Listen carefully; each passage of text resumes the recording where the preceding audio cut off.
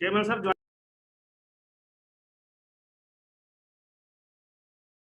Welcome Somil जी।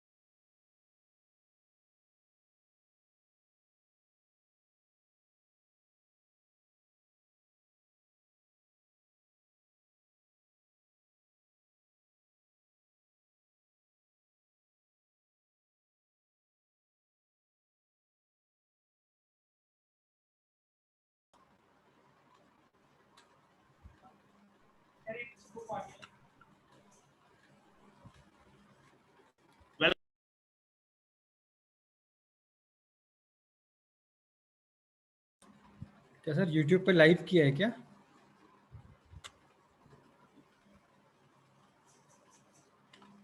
बेटे चाय बोल दे।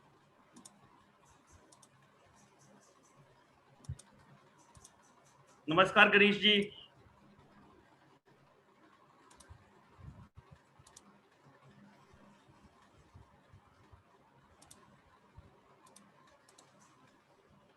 गिरीश जी नमस्कार। सर अनम्यूट करो आप अपने आप को। अब हो गया? हाँ जी, हाँ जी, can you hear me now? हाँ जी, हाँ जी। नमस्कार ग्रोवर जी।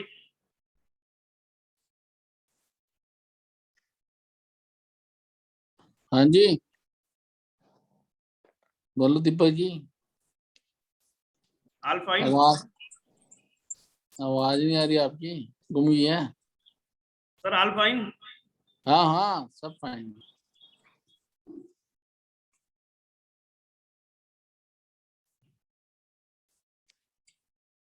लगा लो उनको क्या यार, सारे मोबाइल पे लगा।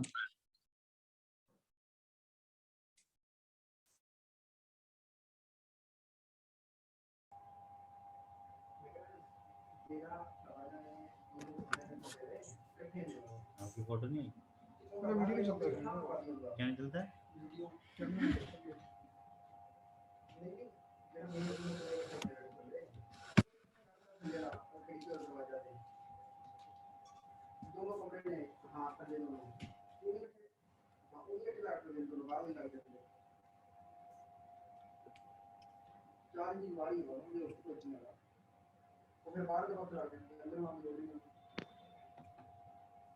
नमस्कार प्रसरिचा जी।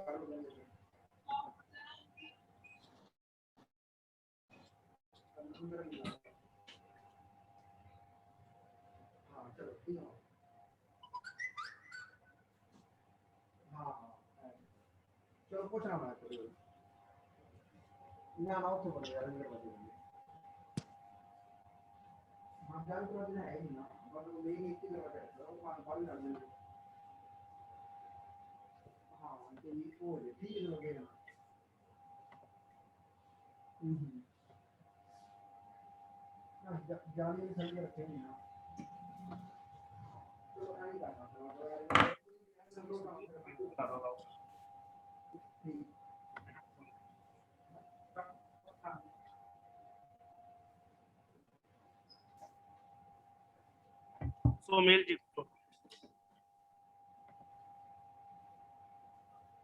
और ये सोमेल अग्रवाल। क्या है विशेष में? हाँ सर, मंकीरत के नाम से होगा मनकीरत के नाम से? नहीं, आपका नाम तो आएगा इसमें। मंकीरत के नाम से मोबाइल नंबर तो रजिस्टर्ड होगा ना। वो भी मंकीरत अपने नाम से कर रखा है। तो पोस्ट होगा। हेलो एक गल आप जिना हुन कमरे इकट्ठे हैं थल्ले दोनों वो मतलब हाँ दीपक जी। हाँ जी रोहित जी। Sir, can I start? I हाँ think ji, 17-18 members already joined for हाँ जी। today's webinar. नहीं नहीं बाहर बाहर जो एंटर होने हैं कमरे में वो बस इकट्ठे हो गए ऑलरेडी। एक मिनट आ गया बस। नहीं मैं वो पूछ रहा हूं वो कहते हैं अगर इकट्ठा लगवाना है बाहर लगवा सकते हैं आप अगर चलो सर स्टार्ट करता हूँ। जाली दरवाजे पे हैंगिंग मारने वाली कोई दरवाजे पे आप होते हैं आप कमरे दरवाजे पे नहीं Welcome to all of you on today webinar on first topic on new registration law for charitable trust. I heartily welcome all Christian Chartered Accountant from Karnal and respected CA Somil Agarwal ji, today guest speaker. Young and dynamic leader of profession by qualification ACA, ACS, ACM, LLB, LLM from UK. A very sound knowledge in taxation and litigation matter. I heartily welcome CA Somil Agarwal ji on behalf of Karnal branch. ये आ गया था।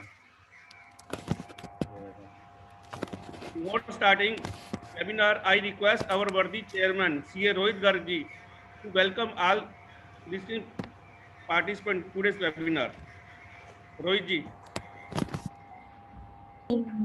Kapoor sir, नमस्कार सभी करनाल के members को मेरा नमस्कार। मैं सबसे पहले सोमिल अग्रवाल जी का वेलकम करता हूं कि मेरी परसों ही सर से बात हुई कि सर हम करनाल ब्रांच में एक सेमिनार करना जा रहे हैं चैरिटेबल ट्रस्ट के पास। तो सर का शेड्यूल काफी बिजी और टाइट था, बट फाइनली सर ने एग्री किया कि हम 24 तारीख को कर लेंगे। तो मैं सर का धन्यवाद भी करता हूँ इस सेमिनार के लिए और बहुत बहुत वेलकम करता हूँ कि सर ने अपना बिजी शेड्यूल में से हमें टाइम दिया। जैसा कि हम सभी को पता है कि अभी चैरिटेबल लॉज में काफी जो टैक्सेशन मैटर में काफी चेंजेस आए हैं, तो ये बड़ा आज के टाइम में काफी हॉट टॉपिक और काफी लोगों की हमारे पास क्वेरीज भी थी कि इसको कैसे रजिस्ट्रेशन करना है, क्या इसके नॉर्म्स है। तो आई थिंक आज का जो हमारा ये वेबिनार है काफी फ्रूटफुल रहने वाला है सभी मेंबर्स के लिए। तो मैं रिक्वेस्ट करता हूँ अपने आज के गेस्ट स्पीकर सोमिल अग्रवाल जी से कि काइंडली सर आप अपना वेबिनार स्टार्ट करें please sir. Thank you Rohit ji, chairman Karnal branch, Deepak ji. I hope I am audible. Yes Yes, sir, yes. बिल्कुल। मैं सभी से रिक्वेस्ट करता हूँ अनम्यूट कर लीजिए। तो जैसा कि दीपक जी ने ओपनिंग रिमार्क्स में बात करी, चैरिटेबल ट्रस्ट एंड इंस्टीट्यूशंस की रजिस्ट्रेशन को लेकर नए प्रोविजंस आए हैं and these provisions which have been brought in force from 1st April 2021 have brought a paradigm shift in the overall concept of registration. Charitable trust or institutes, for the purpose of getting the benefit of section 1112 exemption, were required to get registration under section 12A or 12AA, and that registration was perpetual unless it was cancelled under subsection 3 of 12AA. तो sir पहली चीज, this concept of perpetuity has now been pierced और अब एक नया system renewal का हर 5 साल में लाया गया है। दूसरा, जो नए चैरिटेबल ट्रस्ट और इंस्टीट्यूट्स रजिस्टर होंगे, प्रोविजनल रजिस्ट्रेशन देने का एक कॉन्सेप्ट लाया गया है कि उनको इनिशियली प्रोविजनल मिलेगा, बाद में वो रेगुलर रजिस्ट्रेशन के लिए अप्लाई कर सकते हैं। सवाल ये आता है कि चैरिटेबल ट्रस्ट इंस्टीट्यूट्स जो कि एक human service providing medical facilities, providing education, relief, ये सब जो कि प्राइमरी रिस्पॉन्सिबिलिटी स्टेट की होती है, जब इसमें स्टेट का साथ बटाते हैं तो लेजिस्लेचर थॉट इट वाइज कि यहाँ पे इनको एग्जेम्पशन मिलने चाहिए, दे नीड इंसेंटिव्स ऑल्सो। तो उसको ध्यान में रखते हुए ये प्रोविजंस लाए गए। अब इन प्रोविजंस में इतना मेजर फेर बदल करने की जरूरत, जो इंफॉर्मेशन पब्लिक डोमेन में है, मेमोरेंडम में है, उससे ये निकल के आता है कि चैरिटेबल ट्रस्ट और इंस्टीट्यूशंस का एक नेशनल रजिस्टर बनाने का एक कॉन्सेप्ट है, जिससे कि इनके लिए बन रही policies, strategic management and overall monitoring to ensure that no malpractices, no malafides are there. So for that purpose, to have a overall monitoring and control and supervision of all these charitable trusts and institutes, national register is being prepared, and each and every trust or institution which is registered under the new regime will be issued a unique registration number, URN number, 16 digit का alphanumeric number होगा। तो sir ये इन highlights के साथ let us just get into the कि क्या provisions आए हैं। रोहित जी, मेरी स्क्रीन विजिबल है? Yes sir. ठीक है, थैंक यू सर। एक नया clause AC subsection 1 of 12A में ऐड किया गया, और साथ ही साथ सेक्शन 12AB जो पूरा प्रोसीजर बताता है। ये दो प्रोविजंस पहले फाइनेंस एक्ट 2020 से लाए गए, subsequently which were applicable from with effect from 1st June 2020, but pandemic की वजह से extension करी initially.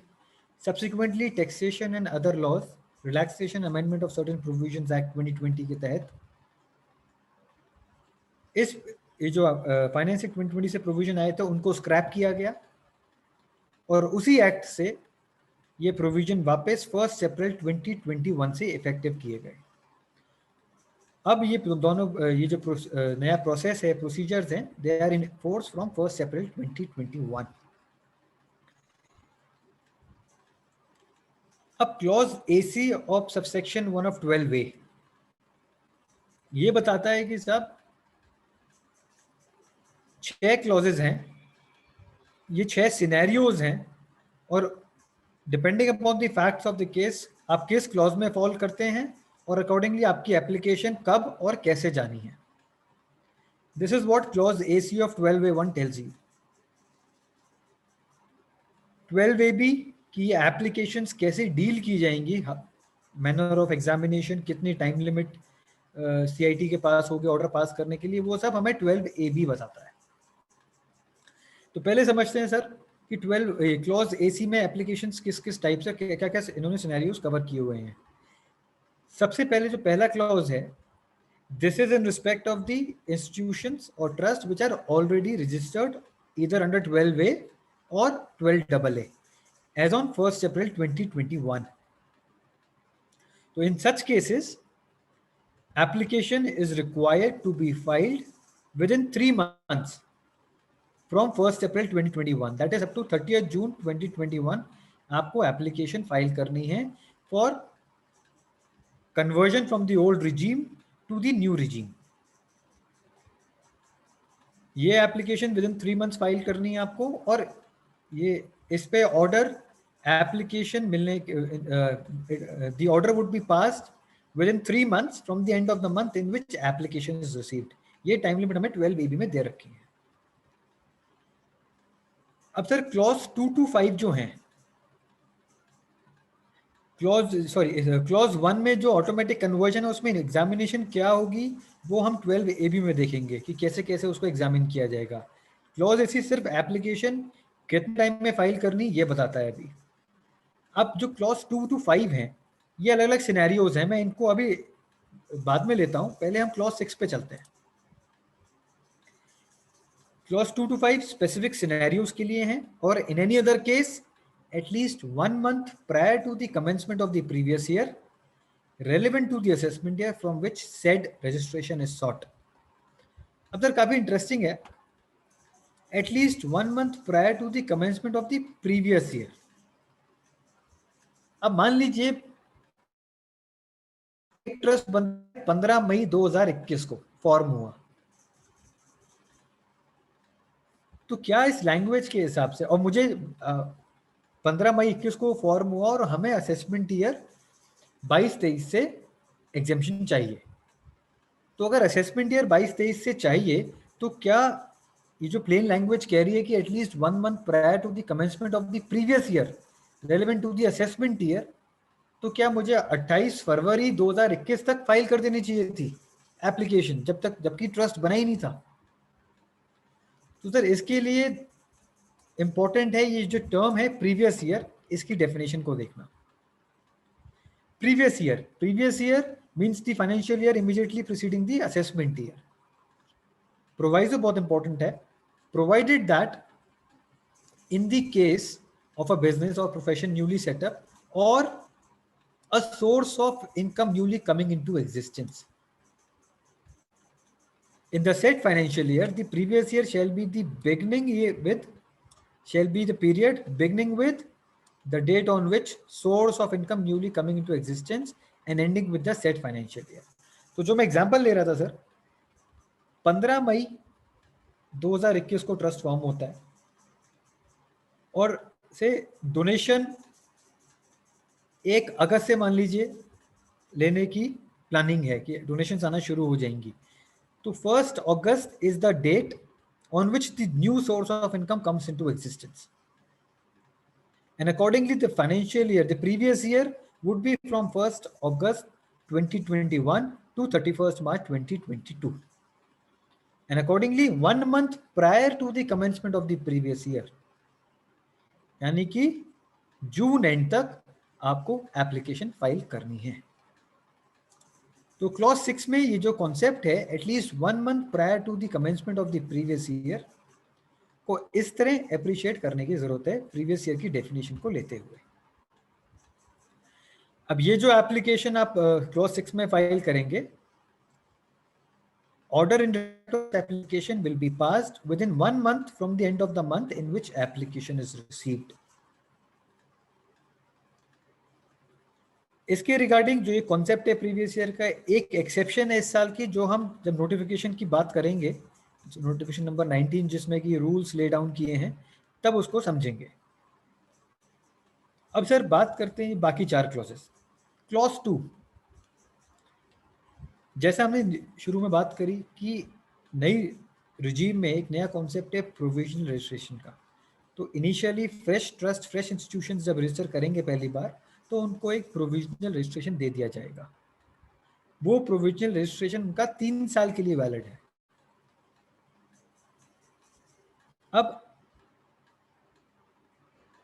या तो वो 3 साल तक प्रोविजनल रखें, और जैसे ही एक्टिविटी शुरू होती है within 6 months of the commencement of the activities, आप उस ट्रस्ट या इंस्टीट्यूशन को रेगुलर रजिस्ट्रेशन के लिए अप्लाई करना है।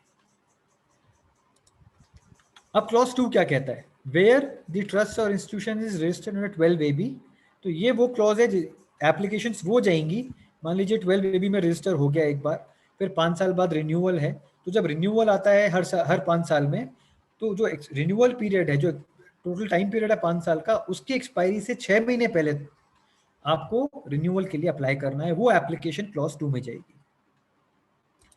क्लॉज 3, ट्रस्ट या institution which has been provisionally registered under 12AB at least 6 months prior to the expiry of the period of provisional registration or within 6 months of the commencement of its activities, whichever is earlier।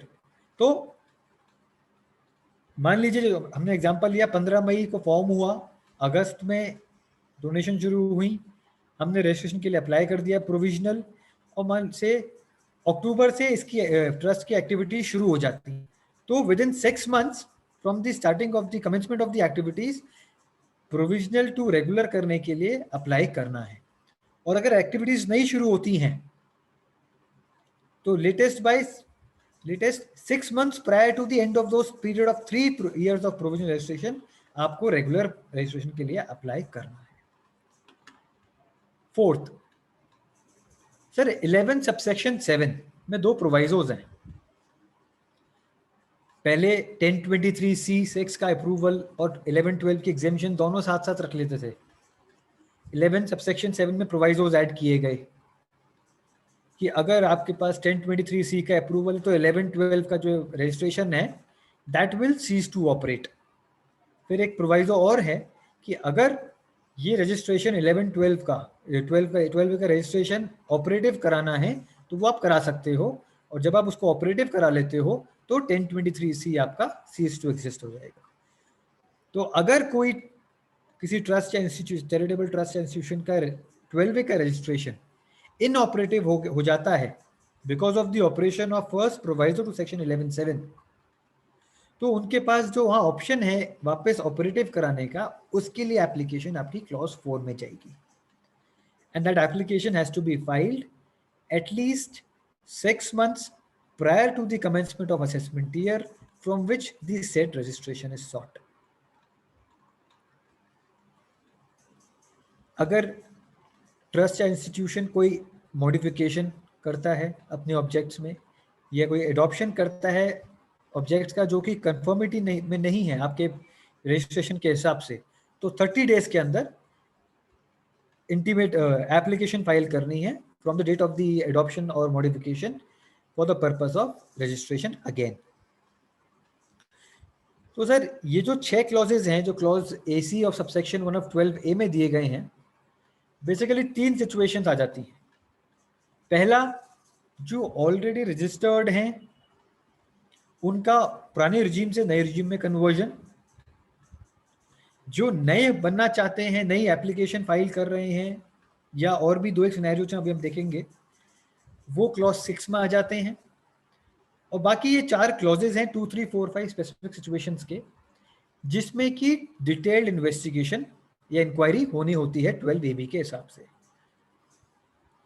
और इसके लिए order pass करने का समय CIT के पास 6 months from the end of the month in which application is filed, ये समय उनके पास ऑर्डर पास करने के लिए है, जो कि पुराने लॉ में भी था, 6 महीने मिलते थे।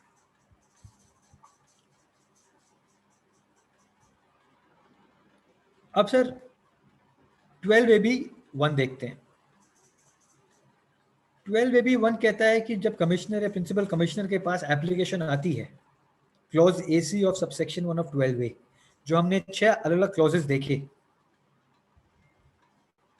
तो उनको कैसे डील करना है, कैसे किन एप्लीकेशंस पे किस टाइप की या किस लेवल की इंक्वायरी होगी, वो हमें in clause A, B and C बताते हैं 12AB1 के। पहले हम बात करते हैं clause A। The application which are made under clause 1, यानी कि automatic conversion from the old regime to the new regime. मैं ऑटोमेटिक इसलिए कह रहा हूं सर क्योंकि इस सिचुएशन में 12AB1 के हिसाब से कोई इन्वेस्टिगेशन नहीं होनी, एप्लीकेशन फाइल होगी in the requisite form and the CIT will grant registration for a period of 5 years by passing order। तो जो पहला क्लॉज है जहां जो ऑलरेडी रजिस्टर्ड ट्रस्ट या इंस्टीट्यूशंस हैं उनको दोबारा से कोई जरूरी डिटेल्ड इन्वेस्टिगेशन के थ्रू जाने की जरूरत नहीं है, बस एप्लीकेशन जाएगी, कुछ रिक्विजिट डॉक्यूमेंटेशन है जो फाइल होनी है, और उसके बाद उनको 5 साल के लिए पुरानी रिजीम से नई रिजीम में कन्वर्ट करते हुए 5 साल के लिए रजिस्ट्रेशन मिल जाएगा along with issuance of unique registration number.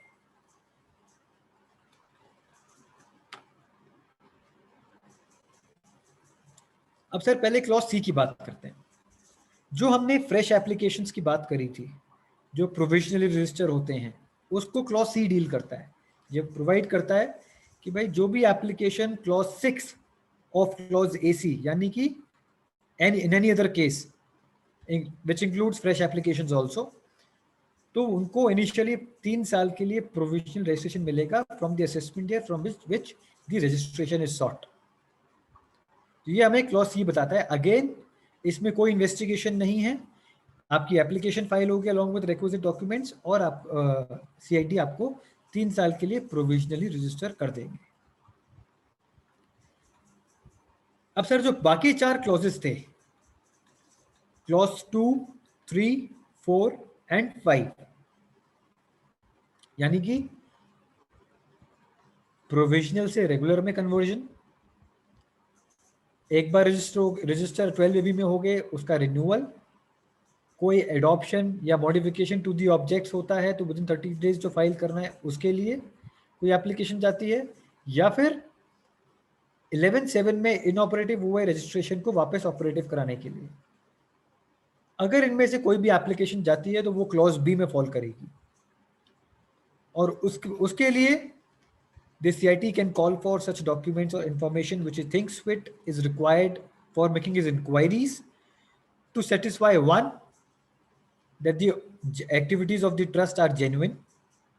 Second, and very important, compliance of such requirements of any other law for the time being in force as are material for the purpose of achieving its object. अब sir ये बहुत important है। CIT while granting the registration under 12AB will examine कि क्या ये trust और institution को किसी और लॉ में के तहत कोई ऐसी रिक्वायरमेंट, ऐसी कंप्लायंस करना जरूरी है जो कि मटेरियल, जो कि इंपॉर्टेंट है उसके अपने ऑब्जेक्ट को परस्यू करने के लिए, तो क्या वो कंप्लायंस की को पूरी तरह कंप्लायंस को किया गया है कि नहीं, वो एग्जामिन करेंगे, और अगर नहीं किया गया then the application can be rejected. Then अब सर फॉर एग्जाम्पल कुछ स्टेट्स में ट्रस्ट, जो लोकल ट्रस्ट एक्ट है उसमें रजिस्टर करना जरूरी होता है, और वहां रजिस्ट्रेशन नहीं कराया तो CIT ऑन दैट बेसिस अगर नहीं कराया तो can trigger this clause and से कि साहब the assessee has failed to comply with the requirement of the law under the local states act for registration, and accordingly this requirement which is material for achieving the object has not been fulfilled, and accordingly the registration is denied, is rejected. तीसरी चीज कि साहब objects जो हैं वो charitable हैं कि नहीं है, जेन्युइन है कि नहीं है, ये देखेंगे। once the CIT is satisfied that yes the activities are genuine, the objects are charitable, and the assessee trust or institution has complied with the requirement of any other law which is in force and which is material for the purpose of achieving the objects, then he will grant the registration for a period of 5 years by passing the order. अगर sir वो संतुष्ट नहीं है तो obviously he will grant an opportunity of hearing, and accordingly then he will have to pass an order in writing with reasons that he is rejecting the or cancelling the registration under clause B.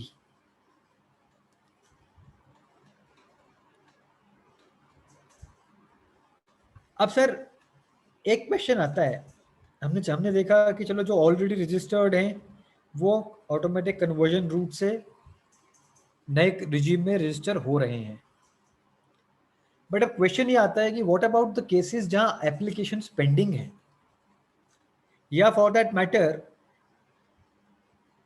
Initially CIT को application file करी, CIT ने reject किया था, आप appeal में tribunal गए और tribunal ने मैटर वापस रेमिट किया हुआ और एप्लीकेशन पेंडिंग है 1 अप्रैल 2021 को। तो इन सिचुएशंस को सर सबसेक्शन 2 ऑफ 12AB में कवर किया है, that all applications pending before the principal commissioner or the commissioner on which no order has been passed under 12AA subsection 1 clause B before the date on which this section comes into force, that is 1st April 2021, then such application shall be deemed to be application made under clause 6 of 12A1 clause AC.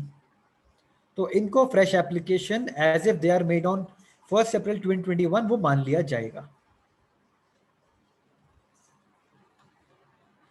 तो इसका मतलब है sir वो clause 6 की application बन गई, और जब वो क्लॉज 6 की एप्लीकेशन बन गई तो वो 12AB क्लॉज सी के हिसाब से डील होगी, जो ये प्रोवाइड करता है कि इन एप्लीकेशंस के केसेस में वो सिंस 1 अप्रैल 2021 को फाइल्ड डीम्ड मानी जा रही है, तो 1 month from the end of the month in which application is filed, यानी 31 मई 2021 तक उनको प्रोविजनल रजिस्ट्रेशन मिल जाएगा 3 साल के लिए।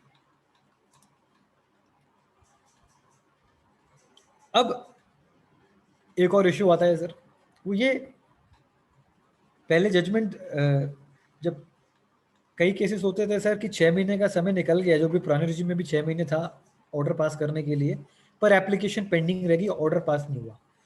तो supreme court in CIT versus society for the promotion of education, adventure sport and conservation of environment 382 ITR page 6, 382 ITR page 6 में ये होल्ड किया कि ऐसे केसेस में डीम्ड रजिस्ट्रेशन दे दिया जाएगा। तो अगर ये केस डीम्ड रजिस्ट्रेशन के बन जाते हैं कि एप्लीकेशन 6 महीने से ज़्यादा पेंडिंग है, ऑब्वियसली सब्जेक्ट टू की जो टाइम लिमिट्स पेंडेमिक की वजह से जो नोटिफिकेशन एक्ट आया, taxation and other law amendment act के तहत जो एक्सटेंशन हुई, उसकी बात नहीं कर रहा मैं, उसके बिना अगर उससे पहले ही 6 महीने एक्सपायर हो गए हैं तो डीम्ड रजिस्ट्रेशन माना जा सकता है as per law, and then the SSC can claim कि सर मेरा केस तो डीम्ड रजिस्ट्रेशन का हो चुका है, I am already registered under section 12A and therefore my case is covered under clause 1, that is it should be covered in the case of automatic conversion into the new regime। But sir यहाँ एक practical difficulty है, as per law तो ये होना चाहिए, but subsection 2 में revenue का case काफ़ी क्लियर होगा कि साहब जो भी एप्लीकेशन पेंडिंग है 1 अप्रैल 21 को, हम तो उसको क्लॉज 6 की एप्लीकेशन मानेंगे। एंड साथ ही साथ जब हम फॉर्म्स भी देखेंगे, अब उसमें जो रिक्वायरमेंट है, जो ट्रस्ट रजिस्टर्ड ही नहीं है, अब उसका रजिस्ट्रेशन नंबर कैसे डालेंगे आप? तो वो जो प्रैक्टिकल कंसर्न्स हैं दैट आर देयर। तो मैं समझता हूँ उन केसेस में आप एक एप्लीकेशन इनिशियली फाइल कीजिए कि साहब आप पहले हमें सुप्रीम कोर्ट के हिसाब से डीम्ड हम रजिस्टर्ड हैं, तो अकॉर्डिंगली हमारा सर्टिफिकेट इशू किया जाए। तो वो एक प्रैक्टिकल अप्रोच हो सकती है, but yes as per law deemed registered माना जाना चाहिए और आपको ऑटोमेटिक कन्वर्जन के थ्रू एप्लीकेशन देके नए रिजीम में यूआरएन नंबर इशू हो जाना चाहिए। अब सर एक और सिनेरियो है कि एप्लीकेशन फाइल की गई सीआईटी को इनिशियली, वो रिजेक्ट हुई पुरानी रिजीम में और आपकी अपील ट्राइब्यूनल पे पेंडिंग है। उस सिचुएशन में क्या करें? तो sir my advice would be कि आपकी अपील ट्राइब्यूनल पेंडिंग है, आप उसको परस्यू कर ही रहे हैं, साथ ही साथ from this year at least to protect the interest of the assessee और द चैरिटेबल ट्रस्ट और institution, from at least this year एक एप्लीकेशन फाइल कर देनी चाहिए। तो इनिशियली ज़्यादा मेहनत नहीं है, प्रोविजनल रजिस्ट्रेशन है, वो आपको इनिशियली मिलेगा 3 साल के लिए, तब तक आप ट्राइब्यूनल को परस्यू करिए एंड देन अकॉर्डिंगली जैसा कि ट्राइब्यूनल ऑर्डर करती है आप आगे परस्यू करिए। तो that is one practical way out कि जहाँ ऑलरेडी अपील पेंडिंग है ट्राइब्यूनल में, to ensure that the interest of the trust is protected, आप इस साल से भी एक एप्लीकेशन फाइल कर दीजिए, एटलीस्ट इस साल से प्रोटेक्टेड रहेंगे। अब सर सबसेक्शन 3 हम पहली बात कर चुके हैं, जो एप्लीकेशन ऑटोमेटिक कन्वर्जन की है पुराने रिजीम में नए रिजीम के अंदर, वो 3 महीने के अंदर ऑर्डर पास करना है। जो एग्जॉस्टिव डिटेल इन्वेस्टिगेशन होना है क्लॉज बी के अंदर, वो ऑर्डर 6 मंथ्स के अंदर पास होना है from the end of the month in which application is received, और जो प्रोविजनली रिक्वायरमेंट है वो with in 1 month from the end of the month in which application was received. और जहाँ ऑलरेडी पेंडिंग है 1 अप्रैल 21 को, तो वो 1 अप्रैल 21 को फाइल हुई मान ली जाएंगी और अकॉर्डिंगली 31 मई 2021 तक उनकी एप्लीकेशन पे ऑर्डर पास होना जरूरी है। अब आते हैं सर कैंसिलेशन की पावर्स पे। अब जो कैंसिलेशन है सब्सटेंशियली मोरलेस प्रोविजन सिमिलर है जो पहले 12AA3 में हुआ करता था कि इफ द PCIT और CIT finds that the activities of the trust or institution are not genuine or they are not being carried out in accordance with the objects of the trust or institution, then he shall pass an order in writing cancelling the registration so granted, but after giving proper and reasonable opportunity of being heard. तो ये तो पहले भी था. अब sir इसमें एक चीज जो नोट करने वाली है, आप ध्यान रखिएगा, ये जो कैंसिलेशन की बात कर रहे हैं उसमें कहते हैं where the registration of a trust और institution has been granted under clause A और बी, यानी कि automatic conversion from old regime to new regime, और दूसरा जो डिटेल्ड एग्जामिनेशन के बाद वो 4 क्लॉजेस जो अलग सिनेरियोज हैं उनमें उनके बाद जो मिला हुआ रजिस्ट्रेशन है उनको कैंसिल करने की बात करता है. बट जो क्लॉज सी यहाँ कवर्ड नहीं है, दैट इज प्रोविजनल रजिस्ट्रेशन, वो कैंसिल करने की बात यहाँ नहीं है.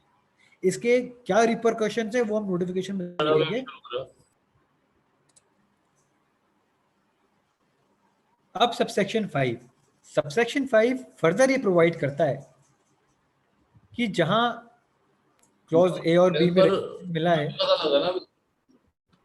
दीपक जी प्लीज म्यूट करेंगे. पहले वेटिंग लिस्ट पड़ी है पुरानी और उसके आगे जुड़ेगा हमारा नाम. हेलो, 2 महीने बाद बात करेंगे. हेलो, हैदराबाद से होके आ जाए फिर बात करेंगे. रोहित जी प्लीज रिक्वेस्ट करें होस्ट को कि म्यूट कर दें please. Neeraj sir, thank you. हाँ जी, तो सबसेक्शन 5 हमने 2 सिनेरियो सबसेक्शन 4 में देखे कि भाई ऑब्जेक्ट्स अगर एक्टिविटीज ऑब्जेक्ट्स के हिसाब से नहीं हो रही हैं, दूसरा एक्टिविटीज जेन्युइन नहीं है तो कैंसिलेशन हो सकती है. इनके एडिशन में अगर सीआईटी को ये मिलता है कि एक्टिविटीज इस तरह की जा रही हैं कि सेक्शन 13 सबसेक्शन 1 का अट्रैक्ट हो रहा है और अकॉर्डिंगली 11-12 की एग्जामिशन नहीं मिलनी है, तो भी रजिस्ट्रेशन कैंसिल हो जाएगा. ये इस रिजीम में ऐड किया गया है. एंड क्लॉज बी कि अगर सब्सिक्वेंटली मालूम पड़ता है कि there has been non compliance of any requirement of any other law which is material for achieving the objects, and in respect of that requirement कोई order, कोई direction या decree हुई है, and that either has attained finality or it has not been disputed, then on that ground also the registration is bound to get cancelled. अब sir कई बार cases में search होती है, चैरिटेबल ट्रस्ट इंस्टीट्यूट्स पे search हो गई और investigation के दौरान मालूम पड़ता है कि साहब कैपिटेशन फीस के एलिगेशंस हैं, इनक्रिमिनेटिंग मटेरियल सर्च में मिल जाते हैं, तो वो भी एक कारण बन सकता है, कैंसिलेशन का ग्राउंड बन सकता है कि साहब नंबर 1 एक्टिविटीज जेन्युइन नहीं है, on any case there is material non compliance to the other laws and which are in force, and this requirement is material to the achieving object to achieve the objects of the trust. तो objects के हिसाब से activities ना हो, activities genuine नहीं है, third 13(1) attract हो जाए, एंड फोर्थ कि किसी और लॉ की नॉन कंप्लायंस हो which is material for achieving the objects of the trust, and there is some order, direction or decree which has either attained finality or it has not been disputed. तो ये 4 scenarios में registration cancel हो सकता है.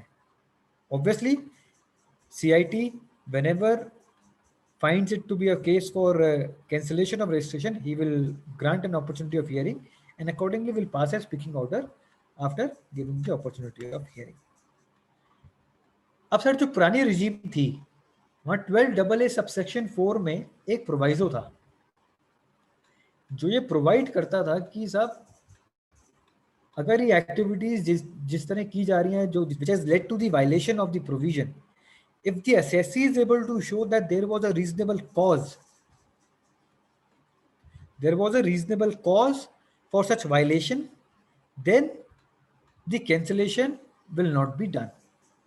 But वो जो safeguard था वहाँ पर that is not available in the new regime. So यहाँ तो अब CIT सिंपलिसिटर ये देखेगा चारों में से कोई कंडीशन पूरी होती है कि नहीं होती, और अगर होती है तो he will pass an order in writing cancelling the registration of the institute of the trust तो sir as far as cancellation की बात है, तो ये प्रोविजंस दिए गए हैं। सो 12A सबसेक्शन 1 क्लॉज AC बताता है कि किस किस टाइप की एप्लीकेशंस फाइल होंगी, and 12AB provides how these applications will be dealt with, what is the nature of examination to be done in different type of applications, क्या time limits हैं, जो पेंडिंग एप्लीकेशंस हैं वो कैसे deal होंगी, and then cancellation का जो process है वो कैसे किया जाएगा। अब सर काइंडली नोट, कैंसलेशन के सिर्फ 4 सिनेरियोज, 4 पॉसिबल केसेस हैं जो एक्ट ने प्रोवाइड किए हैं। विद दिस अब हम डिस्कस करते हैं थोड़ा जो नोटिफिकेशन आया है, जो रूल्स हैं एंड जो फॉर्म्स प्रोवाइड किए गए हैं।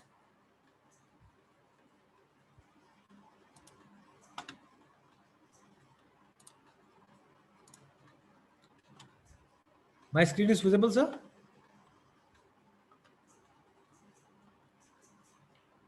So rule 17 capital A, it has been provided by way of notification number 19 of 2021. 17 capital A provides how the application for registration of charitable or religious trust has to be made. Form 10 capital A is the form prescribed in case of clause 1 and clause 6, that is automatic conversion और provisional registration जो initial applications हैं वो form 10A में file होंगी, और जो बाकी 4 clauses हैं स्पेसिफिक सिनेरियोज को लेकर, उनके लिए एप्लीकेशन फॉर्म 10AB में फाइल होंगी। ये sub rule 1 of 17 capital A provide करता है। सर सब rule 2 gives the list of documents which are required to be filed along with the form number 10A or 10AB as the case may be. This is the complete list which is provided for both form 10A and 10AB, and accordingly relevant form के हिसाब से जो आगे forms दिए हुए हैं वहाँ instructions हैं, अभी हम बात करेंगे, तो वहाँ specifically हर scenario के लिए क्या आपके documentation जानी है वहाँ अलग से specified भी की गई है। अब सर जो documentation है किस इंस्ट्रूमेंट के थ्रू ये ट्रस्ट या इंस्टीट्यूशन बना है वो देना है। Then self certified copy of the registration under societies act और trust act, whichever as the case may be. Then self certified copy of the FCRA if required, if applicable. पहले का earlier certificate of registration वो file करना है। Then similarly कभी पहले rejection order pass हुआ हो, that also has to be filed. Then if the assessee is in existence in earlier years, then उन सालों के फाइनेंशियल्स आपको फाइल करने हैं, self certified copies of the accounts up to a maximum of 3 years. Then if there is any business undertaking which is covered by 11(4) capital A or 11(4)A, 11(4) और 11(4)A, तो उस business undertaking या business income के regarding आपको self certified accounts along with self certified audit report under 44AB भी file करनी है।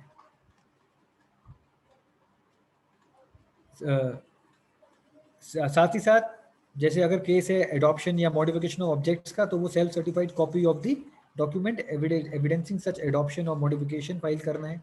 And note on activities of trust also has to be filed. So ये total detailed list of documents है which has been prescribed under sub rule 2 which are required to be filed along with form 10A or 10AB as the case may be, and read with the instructions which have given the documentations required to be filed in each specific case. अब sir ये form जो है electronically file होंगे DSC के साथ, अगर आपकी return DSC के थ्रू जाती है, नहीं तो इलेक्ट्रॉनिक वेरिफिकेशन कोड के थ्रू ये फाइल हो सकते हैं। इनको वेरीफाई सेम पर्सन्स करेंगे who are authorized to file your return under section 140, that is the same provision which will be applicable. अब सर सब rule 5 to sub rule 8. Now sub rule 5 provides that the application in form 10A दो situations में है, automatic conversion या fresh application, या जो कि provisional registration मिलेगा। तो इस situation में जो form 10A फाइल होता है, when the CIT has received it, he will pass an order in writing and that order will be passed in form 10AC, and 16-digit alphanumeric URN number, unique registration number, will be issued to the applicant assessee, applicant trust. अच्छा, अब बात करते हैं sir सब rule 6, जिसमें कि couple of interesting issues arise हो रहे हैं. अब सर सब रूल 6 ये प्रोवाइड करता है कि if it is noticed by the CIT or PCIT that the form 10A which has been filed, if it has not been duly filed by providing fully or partly, or by providing false or incorrect information, or the documents which are required under sub rule 2 have not been provided, or the compliance of sub rule 3 or 4 for verification for the mode of filing has not been fulfilled, then the PCIT or CIT may cancel the registration, obviously after giving the due opportunity of hearing. And that URN number which has been issued and the registration which was granted will be deemed to have been never granted to the SSCR. अब sir एक ये issue, मतलब form 10A जब आपने भरा और अगर CIT को लगता है कि साहब फॉर्म 10 ये जो फॉर्म 10AC इशू करने के बाद उनको मालूम पड़ता है कि कोई इंफॉर्मेशन रह गई या कोई गलती है या कोई नॉन कंप्लायंस है, तो वो ये कैंसिल करने की पावर सब रूल 6 में ली गई है. बट सर काइंडली रिकॉल, अभी हमने 12AB सबसेक्शन 4 and 5 एग्जामिन किया, जो ये प्रोवाइड करता है 4 सिनेरियोज है कैंसिलेशन के. एक कि ऑब्जेक्ट के हिसाब से एक्टिविटीज नहीं हो रही हैं, दूसरा एक्टिविटीज जेन्युइन नहीं है, तीसरा नॉन कंप्लायंस है किसी और लॉ की which is material to achieve the objects of the trust, और फोर्थ आपका 13(1) के प्रोविजन अट्रैक्ट हो गए हैं. तो जब एक्ट में सिर्फ ये 4 ट्रिगर्स दिए गए हैं कि जिनके ट्रिगर होने पर कैंसिलेशन हो सकता है, तो उनके अलावा तो रूल्स में कोई पावर नहीं ली जा सकती. सो ये कहना कि साहब कोई इंफॉर्मेशन गलत हो गई, फॉल्स हो गई या डॉक्यूमेंट नहीं दिया आपने, that to my mind cannot be the basis to cancel the registration unless the default, the violation, the error made by the SSE, which is covered under the sub rule 6, leads to any of those 4 clauses, which are 4 triggers which are given under subsection 4 and 5 of 12BB. तो अगर कोई मान लीजिए गलत information या अगर कोई information ना देना, जैसे कोई ऑर्डर था, मान लीजिए ट्रस्ट इंस्टीट्यूशन को, एजुकेशनल इंस्टीट्यूट को AICTC, CET या NCERT या CBSE से जो रजिस्ट्रेशन लेना चाहिए था वो उनको डिनाई हो गया और वो ऑर्डर उन्होंने नहीं फाइल किया, and that document has not been provided. तो अगर ये डॉक्यूमेंट प्रोवाइड नहीं किया जाता है कि उनको जो रजिस्ट्रेशन लेना चाहिए था वो नहीं लिया गया और वो उनको मालूम पड़ता है, तो यस, इसके ट्रिगर के साथ दैट क्लॉज इज एसोसिएटेड कि हाँ सर, एक important law which is in force and it has not been complied with, which is material for achieving the objects, and accordingly the SSE has failed to furnish the information and therefore the registration is bound to be cancelled. तो ये clause 6 का use कर, सब rule 6 का use कर सकते हैं. But अगर ये सब रूल 6 की जो वायलेशंस हैं, फॉल्स इंफॉर्मेशन या इनकरेक्ट या कुछ मिस हो जाना, अनलेस वो 12AB 4 and 5 को ट्रिगर करें, तब तक ये कैंसिलेशन नहीं कर सकते. ये पावर लेना, it is in excess of the powers given by the act. This rule to this extent is ultra vires. Secondly sir, 12AB 4 and 5 में हमने देखा clause A and B of subsection 1 of 12AB को refer किया गया है sir. That is जो power है cancellation की, वो सिर्फ regular registration given under clause A, that is automatic conversion का रेगुलर रजिस्ट्रेशन, या clause B after detailed examination. पर जो क्लॉज C है वो वहां कवर्ड नहीं है. अकॉर्डिंगली जो प्रोविजनल रजिस्ट्रेशन दिया गया क्लॉज C में 3 साल के लिए, उसको तो कैंसिल करने की पावर ही नहीं है. तो जब जिस चीज को कैंसिल करने की पावर नहीं है, तो उसके लिए जो फॉर्म 10AC इशू हो चुका है उसको कैंसिल करने की पावर सबसेक्शन सब रूल 6 में नहीं ली जा सकती। And accordingly to that extent also this sub rule 6 is ultra vires to the provision of the act.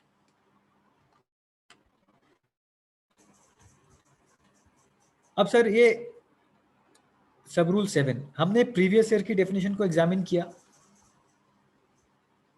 For this year they have made an exception कि जो भी एप्लीकेशन फाइल होंगी from previous year beginning on 1 April 2021 से, जैसे मैंने example लिया 15 मई को trust बना, अगर वो एप्लीकेशन 1 जून को भी फाइल करते हैं तो उनको अप्रैल 22 असेसमेंट ईयर 22-23 से एग्जेम्पशन मिल जाएगा। तो मैं समझता हूँ पेंडेमिक की वजह से और सिचुएशन को देखते हुए इस साल के लिए वो प्रायर वाली सिचुएशन 1 मंथ प्रायर वाली सिचुएशन की जरूरत नहीं पड़ेगी, और ड्यूरिंग द ईयर अगर कोई एप्लीकेशन फाइल होती है तो उनको असेसमेंट ईयर 22-23 से एग्जेम्पशन मिल जाएंगी।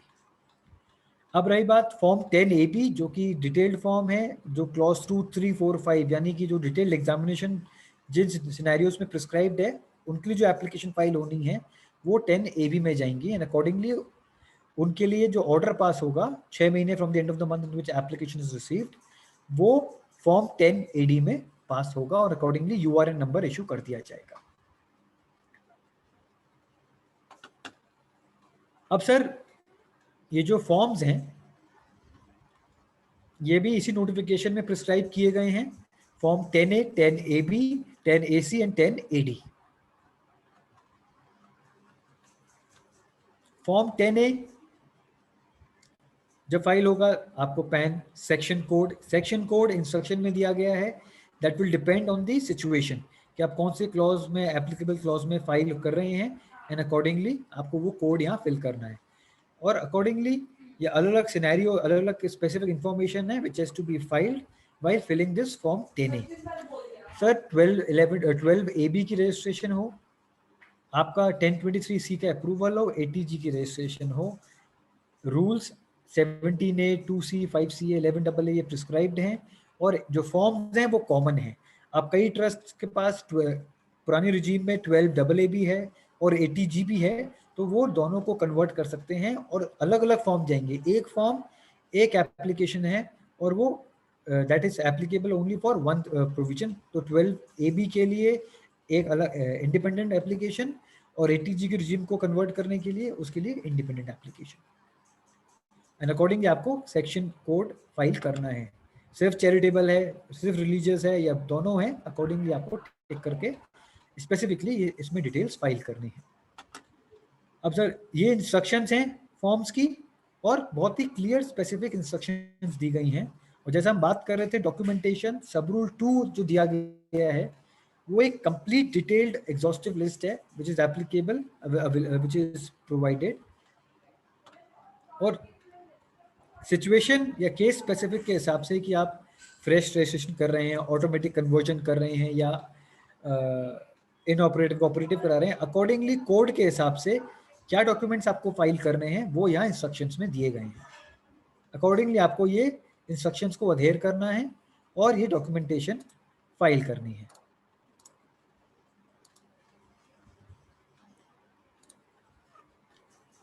सिमिलरली जो फॉर्म 10AB है अपने आप में इलेबोरेट है, आपको इंफॉर्मेशन फिल करनी है, एंड एज पर इंस्ट्रक्शंस जो डॉक्यूमेंटेशन रिक्वायर्ड है that has to be filed accordingly.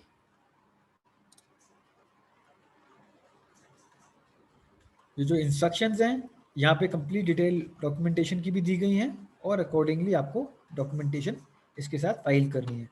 Sir ध्यान रहे 12AB रूल 17 है, सब रूल 1 कौन सा फॉर्म है वो बताता है, सब रूल 2 डॉक्यूमेंटेशन, सब रूल 3 किस मोड में फाइल करना है, सब रूल 4 कैसे वेरिफिकेशन करनी है। और इन चारों का कंप्लायंस बहुत ज़रूरी है और अकॉर्डिंगली आपको स्पेसिफिकली इंस्ट्रक्शंस के हिसाब से क्या डॉक्यूमेंटेशन साथ जानी है वो भी फाइल करनी है। ये फॉर्म 10AC है कि किस में आपको प्रोविजनल रजिस्ट्रेशन या प्रोविजनल अप्रूवल या ऑटोमेटिक कन्वर्जन जब होता है तो रजिस्ट्रेशन के जो दिया जाएगा फॉर्म 10AC में वो इस तरह दिया फाइल ऑर्डर पास किया जाएगा। और सिमिलरली जो फॉर्म 10AB की एप्लीकेशंस हैं उनके लिए फॉर्म 10AD भी प्रिस्क्राइब कर दिया गया है और अकॉर्डिंगली ये इस फॉर्म में सर्टिफिकेट ऑफ रजिस्ट्रेशन या ऑर्डर पास करेंगे। सर, एक प्रोविजन रिसेंटली इंट्रोड्यूस किया गया था जिसके लिए रूल 18AB प्रिस्क्राइब किया गया है कि जो चैरिटेबल इंस्टीट्यूट या ट्रस्ट ATG में रजिस्टर्ड हैं उनको डोनर्स की स्टेटमेंट फाइल करनी है। तो वो जो स्टेटमेंट है that has to be filed under form 10BD and it has to be filed by 31st of May of the subsequent financial year। और सिमिलरली साथ ही साथ ये फॉर्म 10BD है, सिंपली डोनर्स की डिटेल जानी है उनकी सारी, और अकॉर्डिंगली ये स्टेटमेंट आपकी 31 मई तक फाइल हो जानी है। और सिमिलरली प्रोविजन लाया गया था कि जो ये ट्रस्ट या इंस्टीट्यूट है डोनर को सर्टिफिकेट इशू करेगा फॉर्म 10BE में, and again this certificate is to be issued by 31st May of the following financial year। तो सर ये जो नई रिजीम है regarding the charitable trust and institutes, these are the new provisions। there is a paradigm shift। the concept of perpetuity has now been removed, renewal करना है, and accordingly in view of these provisions of 12A1AC 12AB read with the rules and these forms prescribed accordingly, नए regime में conversion या नई applications इस हिसाब से file होनी है। with this I thank you all for the patient hearing from the bottom of my heart, and over to you sir। thank you so much। Thank you very much Sumil ji, from the core of my heart। Really काफी wonderful session है sir. Next time sir आपसे पूरे 2 our का CP और इस पे करवाएंगे members के लिए। Thank you sir. I heartly welcome doctor Rakesh Gupta ji, second session के guest speaker. Doctor Rakesh Gupta ji भी अब हमारे साथ हैं। मैं आप chairman sir CA Rohit Garg ji से रिक्वेस्ट करूंगा डॉक्टर राकेश गुप्ता जी का वेलकम किया जाए। CA Rohit ji.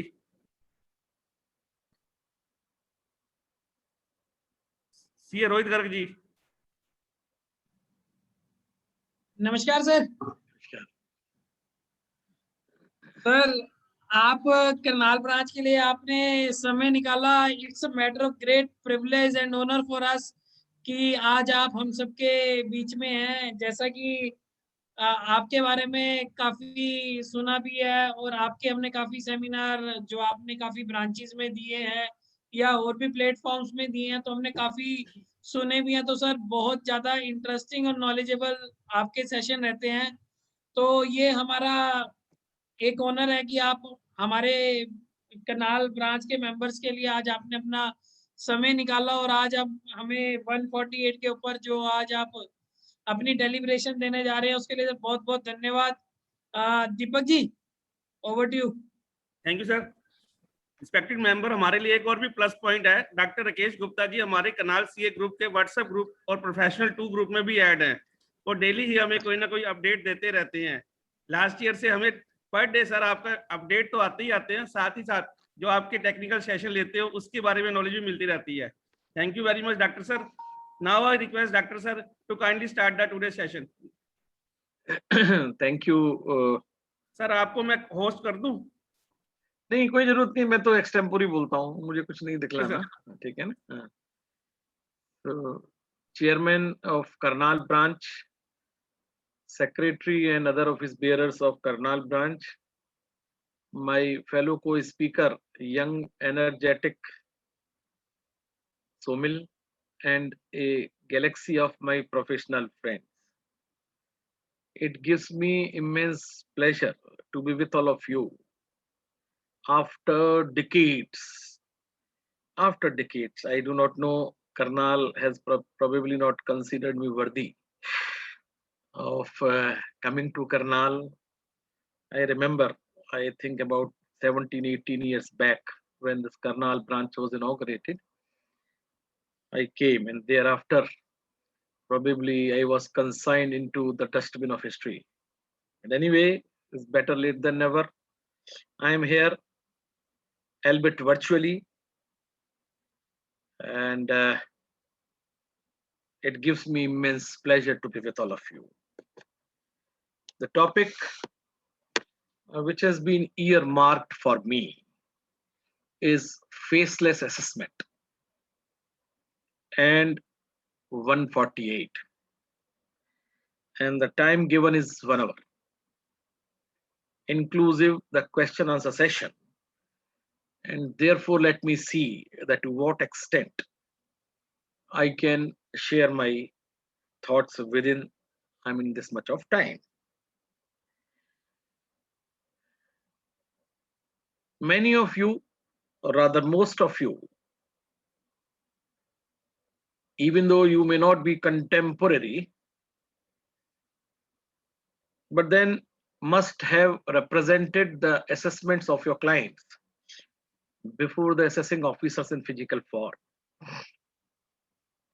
You must have had enough experience and exposure to appear before the faithful, the fanciful, and the physical assessing officer.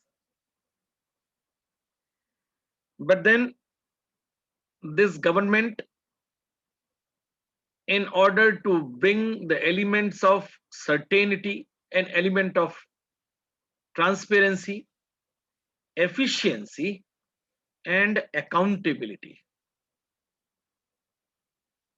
has introduced initially the system of e-assessment, and from 1st of April 2021, this E has been replaced by F, the faceless assessment. The sum, the substance, the substratum, the soul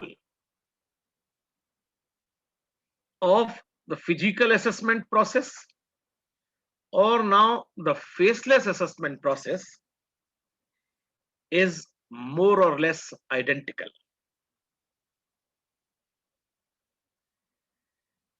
All that has been changed in this faceless scheme of assessment is that instead of facing the assessing officers in person, now we will have to face the machine, the computer.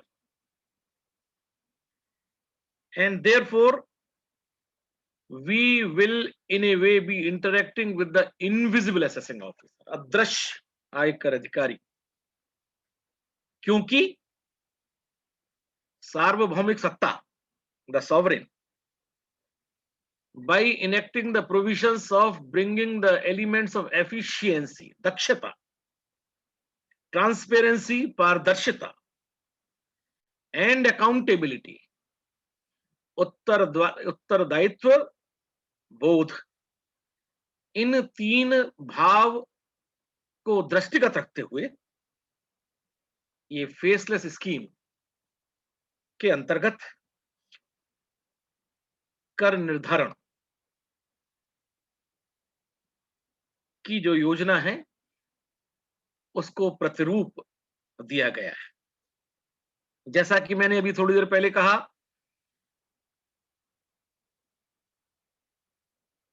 कि faceless scheme of assessment is mere a change in the format or the medium or the mode of representation. Therefore, all that should concern me as a representative of my SSE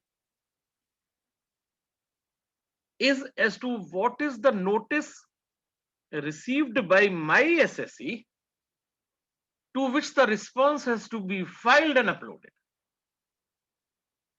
Now, whether that notice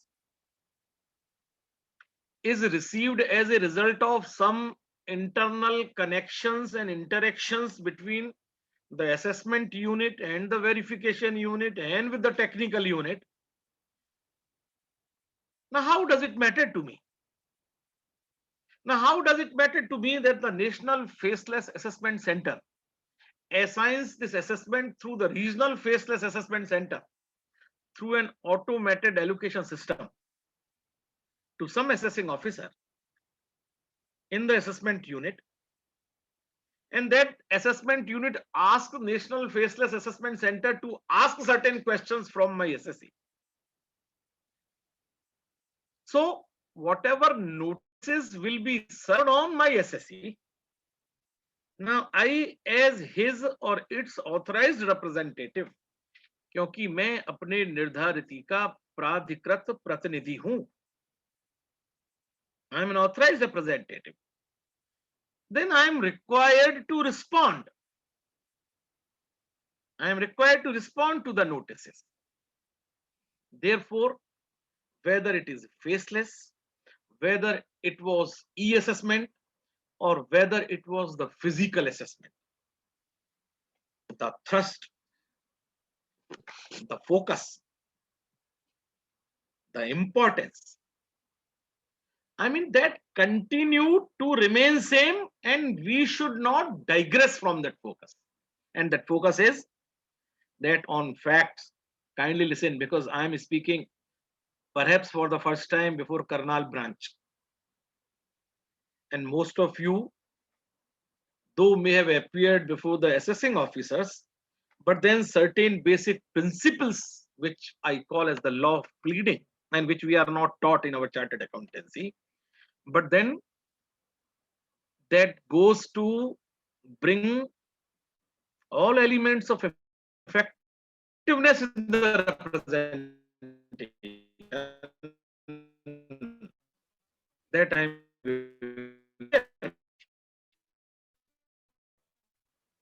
kindly burden the file of the assessing officer. That assessing officer may be physical assessing officer, that assessing officer may be the faceless assessing officer, but then irrespective of the nature and the character of that assessing officer, burden his file on fact with your factual pleadings, factual averments, factual evidences.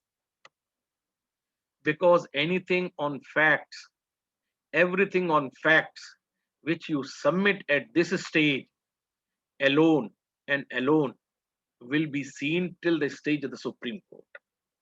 I tell you, I have practiced for 16 or 17 years as chartered accountant. I became chartered accountant at the age of 21. I completed CA, CS and ICW at the age of 21. And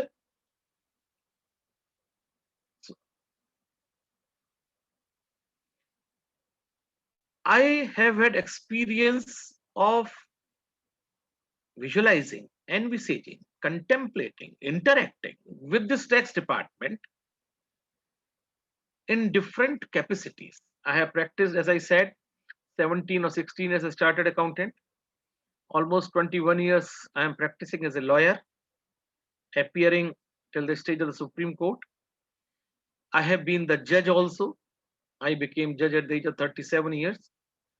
And then, of course, as an SSE, I have seen this department in all these years. Therefore, what is most important in the assessment is the furnishing the factual evidences, factual submissions, nothing less, nothing more. And therefore, I ask this question to my fellow chartered accountant friends as to why do you feel shy in parting with factual informations to the assessing officer? We must know that if my client has claimed some deduction, some rebate, some exemption, some relief, then of course the burden to prove his claim of relief, rebate, deduction, exemption is on him. If there is any sum which is found credited in the books of account of my SSE, then in terms of the mandate of section 68, the onus, the burden of explaining the nature and source of that credit is on my SSE. So when that burden is to be discharged with respect to all these things, and the assessing officer has asked from you to prove it, then why to show shyness? why do we show our miserliness? Because any evidence, each evidence, every evidence which you furnish at this stage, that will go to prove your case for all times to come in future. But then, if you have not furnished an evidence, if you have not made the factual submission at this stage, then there may well be a strong possibility that your SSE may happen to lose, and may happen to lose forever. Because any factual submission or evidence which you have not filed at this stage now cannot be admitted or cannot be presented or cannot be argued and cannot be conversed and cannot be coined before the appellate authority, unless you satisfy that appellate authority as to what has prevented you from filing that factual averment, factual evidence and factual submissions before the court of original jurisdiction, that is the court of the assessing officer. Because that is also a cardinal rule of law of pleading, that any evidence which has not been made available to the assessing officer, the first appellate authority cannot in the normal circumstances admit or take into account that evidence. Therefore, your energy, which could have been used in convincing the appellate authority on the merit of your claim based on a particular evidence, now first of all that energy will have to be exhausted. On this point, sir, here is the evidence, kindly admit it. I was prevented by sufficient cause from not producing it before the assessing officer. Then the assessing officer will be supplied a copy of this evidence. Then the assessing officer now will be entitled to raise his objections. And then in the light of the objections raised by the assessing officer, then the first appellate authority, or for that matter any appellate authority, will have to pass an order as to why he should or he should not admit the additional evidence. So by sheer lack or laxity on our part, not parting that factual evidence on the file of the assessing officer, we have led ourselves to undergo this kind of an infructuous exercise. I always say that at the time of making submissions on facts, be magnanimous, be charitable, be extravagant. Because if you withhold your factual weapons and you do not take them out of your armory or your weaponry, then there may well be the possibility, and not only the possibility, but then the strong possibility that this casual approach on our part may cost dearly for the case and the cause of our client. I always say that you can afford to withhold your arguments on law, because law can always be argued, because law is supposed to be known by everybody. And therefore, even if you do not argue something on law before assessing officer, then you will not be denied, you will not be ousted, you will not be precluded, you will not be denuded with this authority to argue it before the appellate authority, because it is law. And the law of pleading says that the jurisdictional issues on law or the limitations issues on law can always be argued even for the first time before the highest court of the land. Therefore, whether it is e-assessment or whether it is free assessment, free means faceless assessment. I mean, e-assessment and faceless assessment, or whether that assessment when it used to be physical assessment, the substratum of the matter is that there is no shift in this basic approach, and therefore we authorized representative of our clients must endeavor, must make efforts to ensure that factual evidences are brought on. Sometimes our clients may not appreciate the seriousness of the evidences. Many times to collect evidence may not be easy task. Sometimes it may even be painful task. But as a chartered accountant, because I know, I have also practiced as chartered accountant for 16 years, I know that the relationship which we as chartered accountants build with our clients is that of a family kind of relation. And therefore, if a family member is not appreciating, because somebody can say that if the client himself is not serious, if the client himself is not forthcoming, then why should I break my head? I mean, that can also be one way to look the things at. But then if tomorrow his case is spoiled, then kindly you take it from me. And so must be your experience also by now, that it is very easy for the client to say, sir, mere to chartered accountant ne marwa diya. And then what happens? I mean, then the client goes, the case goes, and so the client, so goes the client. So in the larger interest, of course, of your client first, but then in the interest, and I tell you, when I used to appear before assessing officer, I tell you, I used to be after his blood.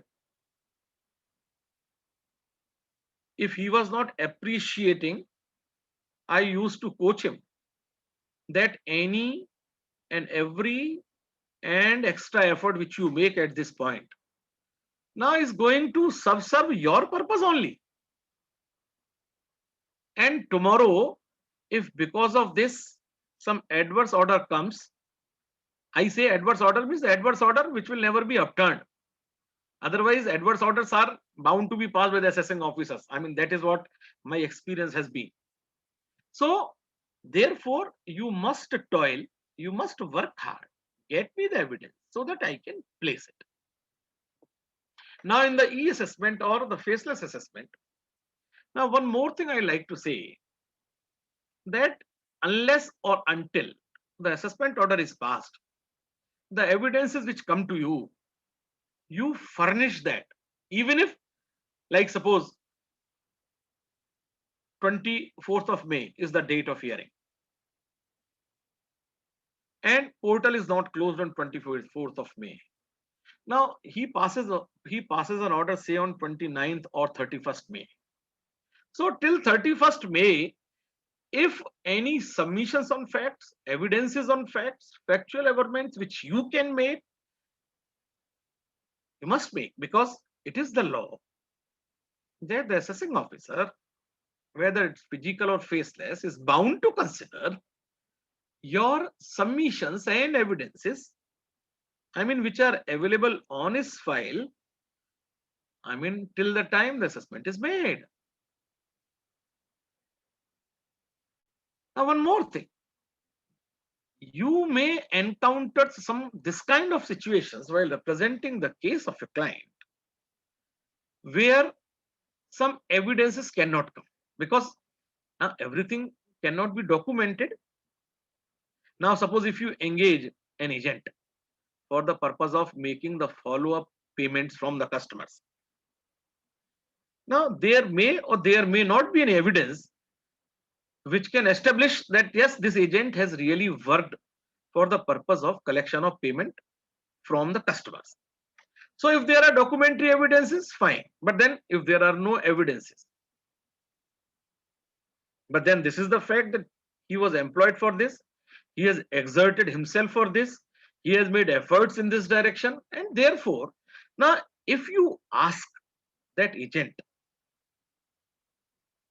to swear all these facts on oath in the name of God, meaning thereby that if you ask him to state all these facts of the rendition of services for you in the form of an affidavit, then let it be filed. Don't bother that the assessing officers may end up in saying that this is a self-serving document.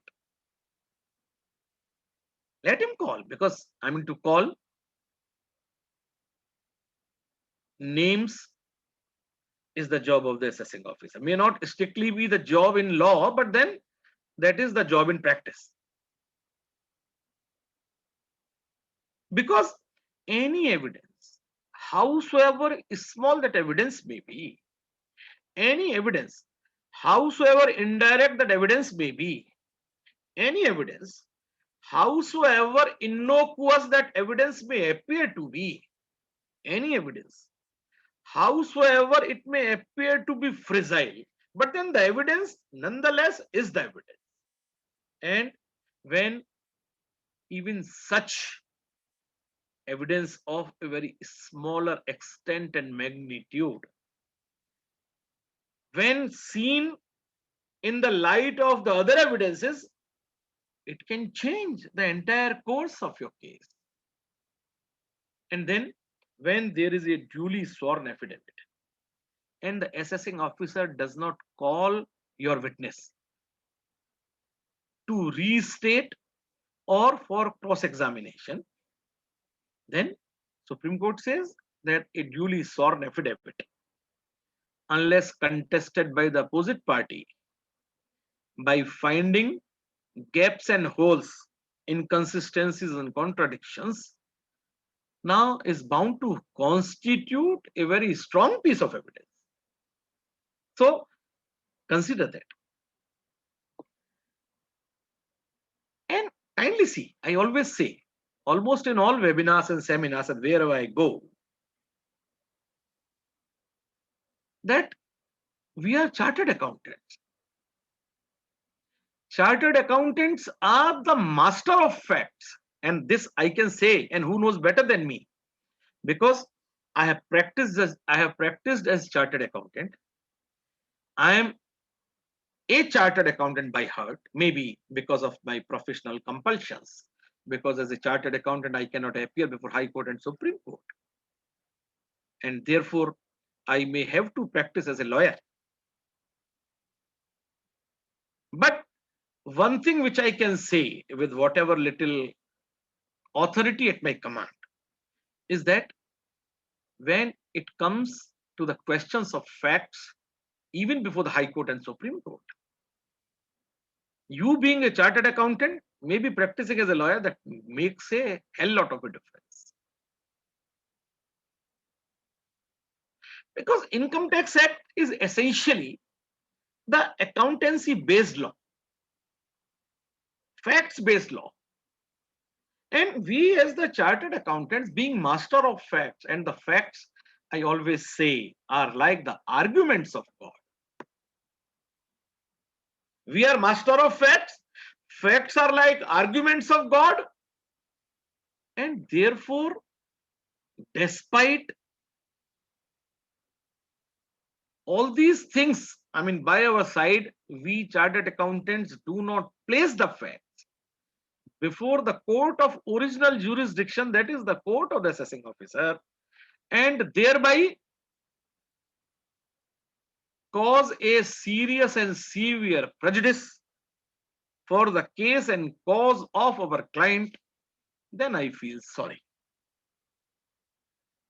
Therefore, if an assessing officer, whether physical or faceless or e-faceless, asks you, I'm giving one example, establish the commission, because commission is such an expenditure which always used to attract the fancy.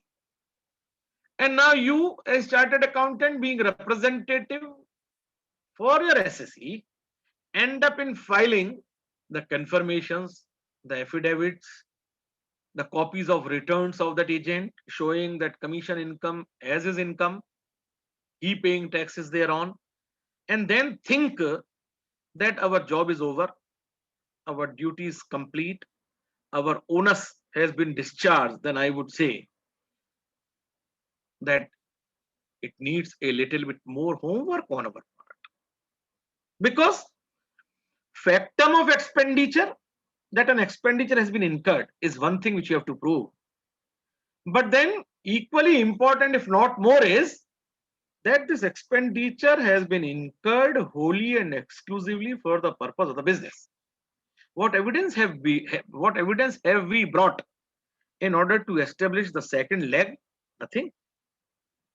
So if my client is in possession of the correspondence between me and the client, me and the agent and the customer or the supplier, or some other evidences, email exchanges,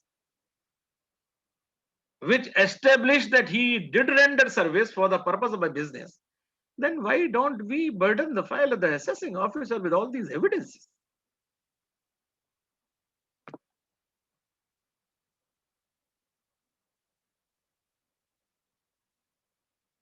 I have seen that the assessing officers now, through the National Faceless Assessment Center, issues the notice and makes some reference of some report of some investigation wing or some Securities Exchange Board of India, or some report from some assessing officers of some different city or from the same city. His notice refers to some statements of some witness purportedly against you, and then he asks your explanation by giving the show cause notice or by passing the draft assessment order. But then we don't ask from the assessing officer, sir, you have referred these things, but then kindly supply me the copies of the entire adverse material which is in your possession, the copy of the report on which you are seeking to place reliance, and the copies of the adverse statements which you have referred and are seeking to place reliance against me. If I don't ask, there is a presumption in law that I know the contents, and that is why I have not asked. Now, I do not know the contents, I do not ask, I do not try to know the contents, and yet I attempt to answer. Now, you can very well imagine and appreciate that what kind of miscarriage your attempt may lead. You don't have the adverse material in your possession. You don't have the copies of the complete statements. Or even if certain excerpts of the statement have been supplied, but then you do not know the reference, the context, the background, and then you attempt to answer, give reply. Please do not do it. Or if the statement is supplied, ask for the cross-examination of the witness, because if you don't ask, cross-examination is your right, but then that right is there if you demand it. If you don't demand, then that right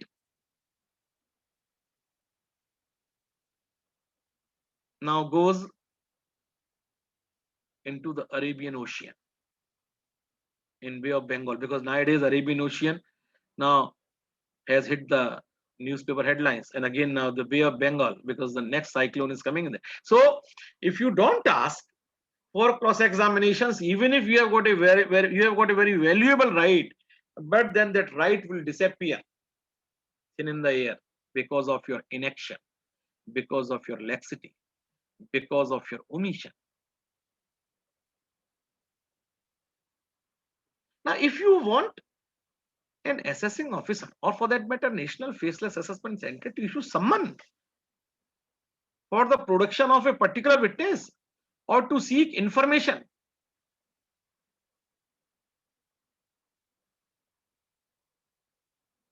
or to seek information directly from that witness. You can, you should, you ought to make request to the National Faceless Assessment Center, sir, kindly come to my rescue, because that witness is not forthcoming. Because of this reason. Suppose if I have borrowed some loan and I may have repaid that loan, and that person may think that why should I break my head? Now I lent money, I got it back. Or if he lent money, I defaulted. Now in that case also he may think, why should I extend cooperation? Because if any addition would be made, that would be made in his hands. So in such situations, when you face the wall and you do not find any other option but to make a request to the assessing officer, now maybe the National Faceless Assessment Center to exercise their powers under section 133 subsection 6 or under section 131. So whether it was a E-assessment or F assessment or a physical assessment, the substratum remains the same. Now whether I know as to what kind of interactions will be there between the national faceless to regional faceless to assessment unit to verification, how does it advance? I mean, my purpose. I always find various branches. I mean, they are, sir, e-assessment पे, sir, faceless assessment पे बोलिए. अरे ठीक है. I mean, एक basic working knowledge, ये system कैसे काम करता है, यहाँ तक तो ठीक है. But then, at the cost of the substance, and we see only the form. Ultimately, what matters is the substance. Now you want to produce books of account. Earlier, we used to carry the books of account before the physical assessing officer. Now also, if National Faceless Assessment Center would like me to produce books of account, then he would tell, I mean, that center will tell me in one of its notice, okay, you produce your books of account to such and such assessing officers in that office. Then I can produce. But then in certain situations, it may be considered necessary by me as an assessing that we should produce our books of account. Because books of accounts maintained in the ordinary course of his business is considered a strong primary evidence. So if I have given some details which I want the assessing officer to verify it from my books of account, because books of accounts constitute a very strong primary evidence, and it is in my interest that the assessing officer should see my books of account, because if later on, I mean, some kind of an adverse view is taken by the assessing officer, I can always say, sir, I did produce books of account. And if we want our books of accounts to be seen, let us make a mention to this effect in our reply, which we upload to the National Faceless Assessment Center. And thereafter, National Faceless Assessment Center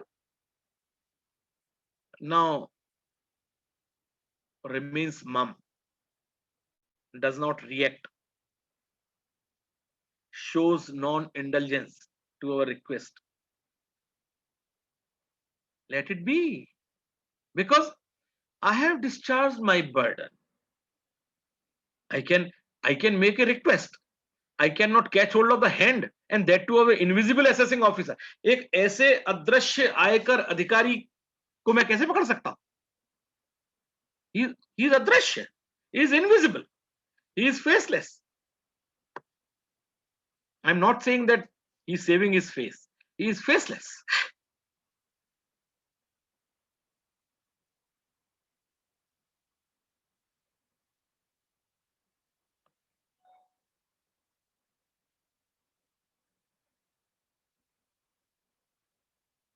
You have transferred a capital asset, being land or building, for a consideration less than the stamp duty value. Section 50C creates a deeming fiction, that it will be deemed that the stamp duty value is the actual sale consideration flowing, and therefore section 50C contemplates the computation of capital gain with reference to the stamp duty value. But there is subsection 2 which says that in case you dispute as an assessee that the actual fair market value is really less than the stamp duty value, therefore you may make a request to the assessing officer to appoint a district valuation officer.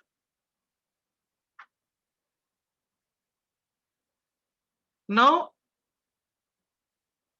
I am bound under the statutory edict mandate that I must request to the assessing officer that he should appoint the district valuation officer. I do not make a request. Then obviously, then there is a presumption that I do not require. May I request chairman to kindly switch off his video, because all these things distract me. When I communicate with God, and therefore kindly help me. I do not merely speak, it is a mode of meditation for me. You may not be knowing me, but then within this half an hour, you must have seen the level of my involvement. So, request for the appointment of the district valuation officer. Who has to make request? You have to make request. You don't make request, then obviously, then your this much inaction now may prove very expensive for your client. Therefore, we as the chartered accountant, of course, must know as to what is the basic philosophy behind the faceless assessment scheme. I must go through section 144B for that purpose. That is a procedural requirement between you and the faceless assessment, between the faceless assessment to the various organs of that assessment scheme. But then ultimately, what is more important is the substance, and the substance is that burden the file of the assessing officer. I tell you, when I started practice in 84, many of you may not have been even born. My guru taught me only one thing, and I tell you, even after a lapse of almost 38 years, 37 years, that is the biggest asset with me. And these biggest assets in life given by your guru or by somebody else in your life can really change the course of your life. In the matter of assessment, he taught me the same thing which I have just shared with you, the burden the file.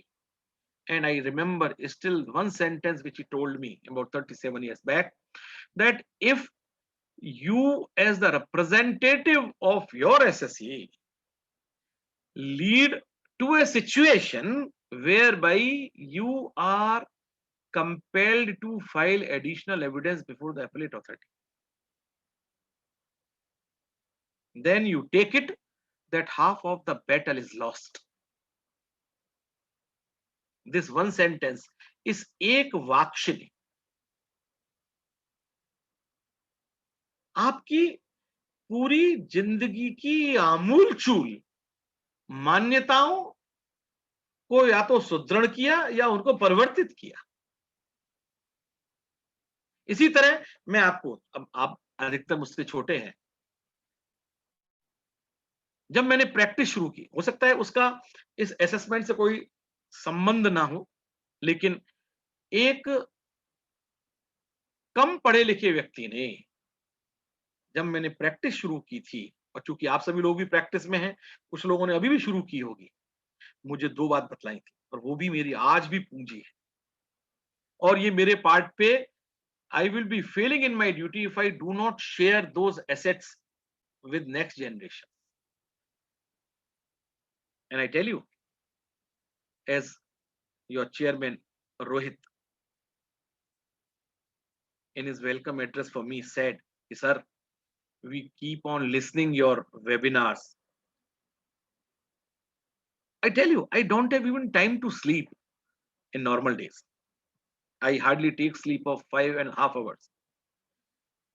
But then I am on a mission, and the mission is whatever little I know, whatever I have gained, I owe a duty to share with my fellow professional colleagues.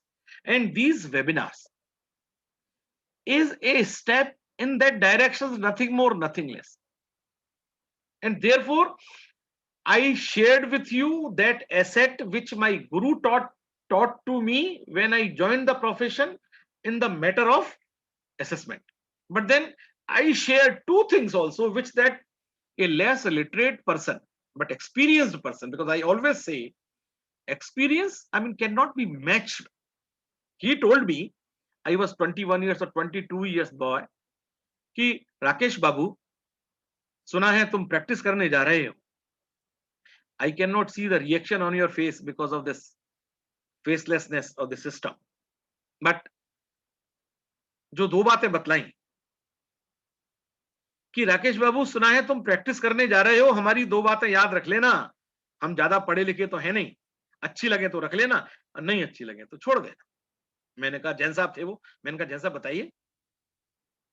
बोले, तेल में और mail में कसर मत छोड़ना. मैंने कहा जी मैं समझा नहीं. बोले, लोगों से मिलने में कभी कोताही नहीं करना,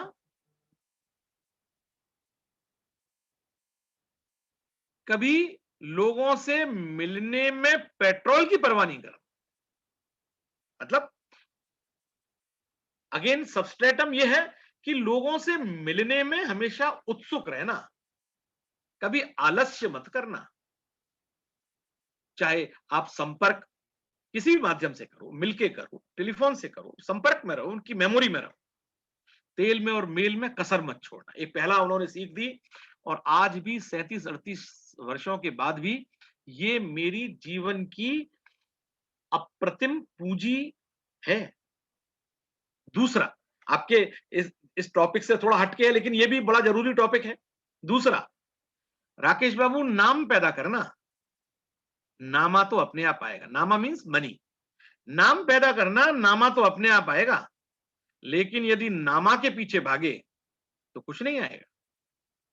देखो, अनुभव ने इन 2 शब्दों में, इस 2 सेंटेंसेस में पूरी जिंदगी का निचोड़ दे दिया. सो that is how I mean we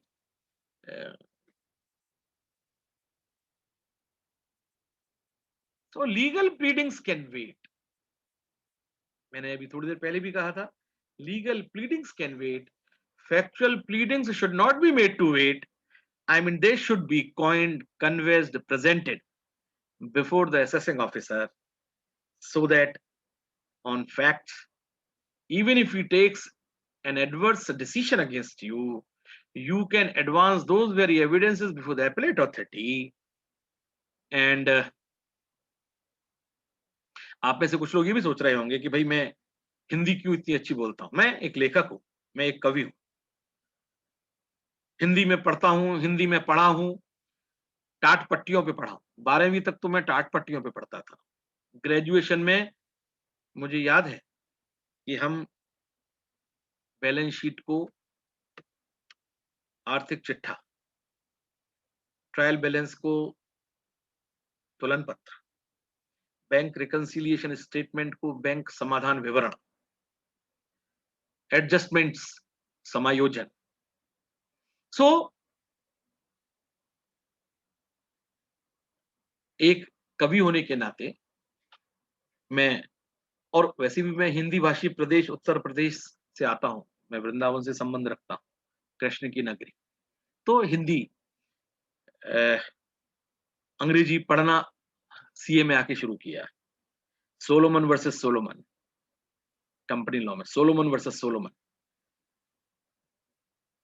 corporate veil, and I tell you, I was about 17.5 years after doing graduation when I came to Delhi to do my chartered accountancy. I mean, all these phrases, I mean, they flew well past beyond my brain.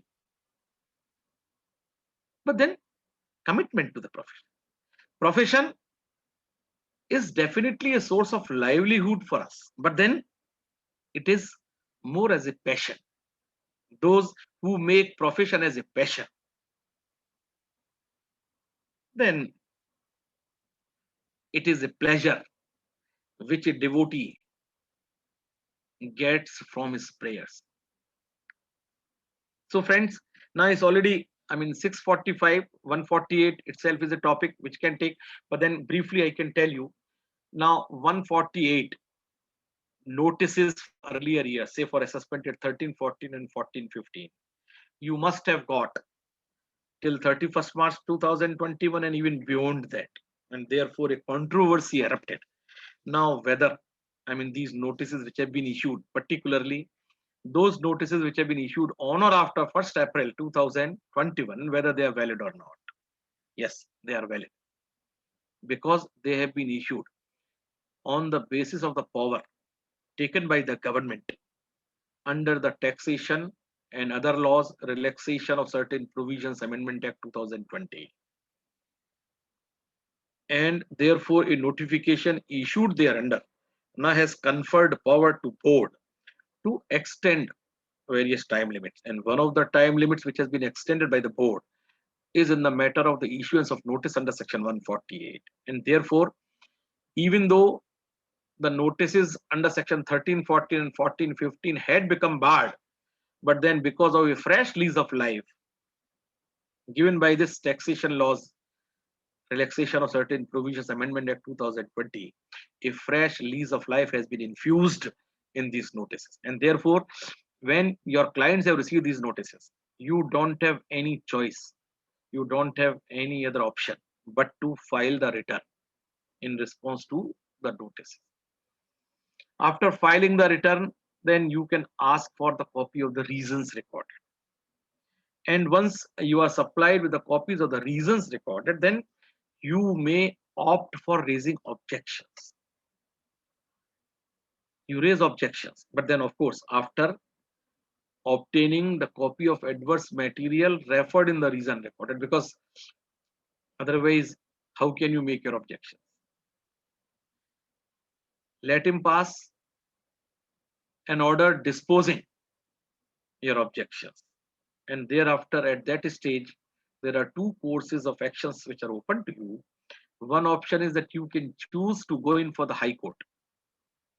In the writ jurisdictions against that notice under section 148, in case you feel and believe that this notice is without jurisdiction, this notice has been issued and is wholly without jurisdiction, then of course, the court, in exercise of its powers under Article 226 of the Constitution, can show its indulgence. Otherwise, the court would say, no, you have got a normal route of assessment and appeal, then you go.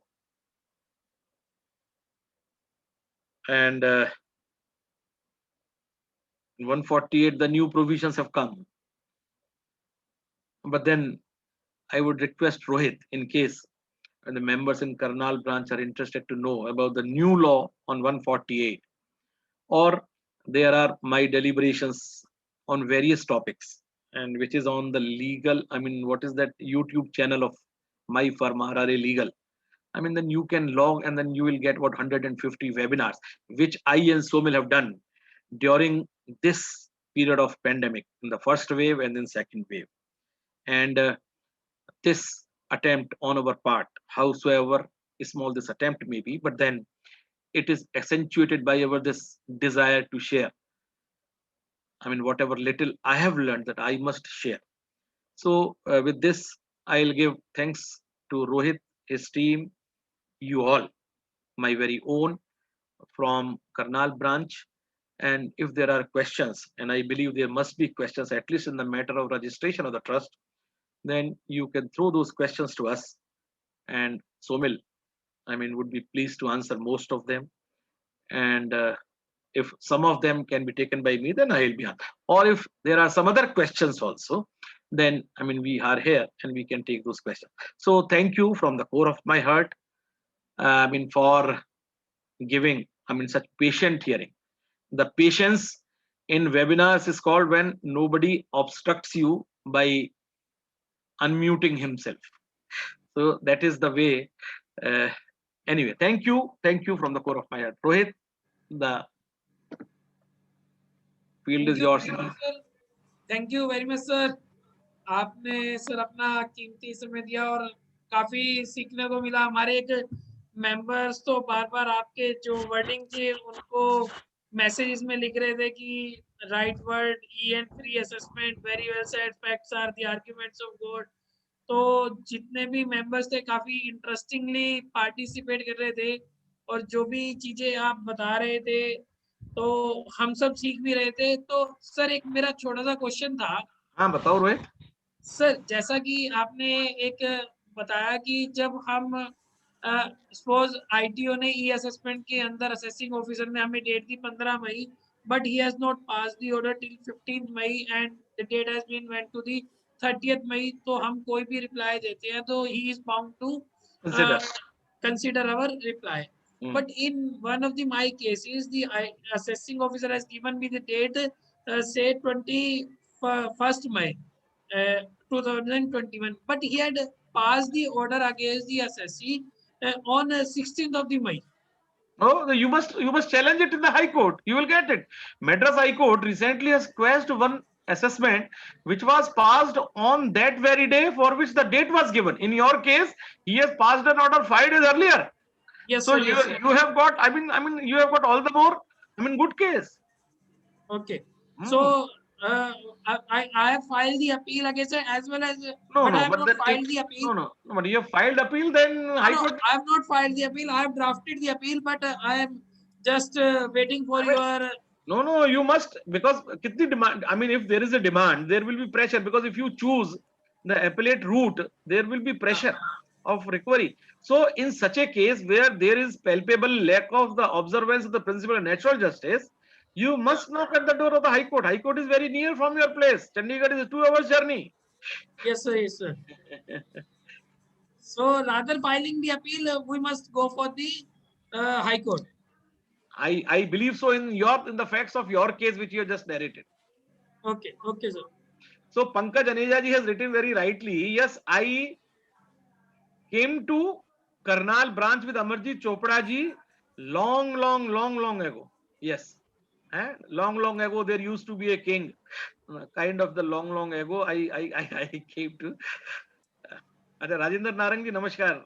Rajendra Narang ji हमारे उसमें भी थे अभी थोड़ी देर पहले हमारी webinar में, और इनका सानिध्य और संसर्ग हमको मिलता रहता है. ये बहुत ही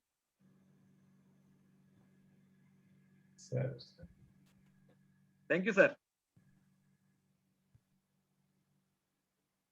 दीपक जी. हाँ जी सर, हाँ जी. Any more question? प्रश्न है इंद्रपाल अरोड़ा जी का. 10BD applicable from which financial year? Somil, financial year हाँ 80G वाला 21-22 से एप्लीकेबल है. फाइनेंशियल 21-22 से 31 मई 2022. यस, डेट है. और कोई प्रश्न इसमें तो नहीं है? Right word EN3.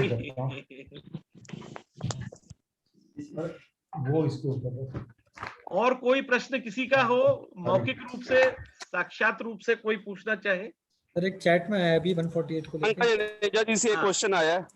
In case of receipt, in case of receipt of notice under section 148, will it suffice if we give a letter? Yes, because there are now judicial decisions on this which say that even the compliance by filing a letter that our earlier written may be taken as a return in response to notice under section 148 is valid compliance. any more question? Deepak ji, हाँ please Deepak ji. Any more question? अच्छा Narang sir, हाँ जी sir, कोई प्रश्न sir? सुबह सारे cover हो गया था। अच्छा चलिए सर फिर खत्म करते हैं। Thank you sir, thank you very much के गुप्ता सर। सर रियली काफी वंडरफुल सेशन रहा और काफी नॉलेज अवेयर फॉर मेंबर्स के लिए रहा। सुनील जी का भी, आपका भी शायद तहे दिल से करनाल ब्रांच एक बार अगेन थैंक्स करती है।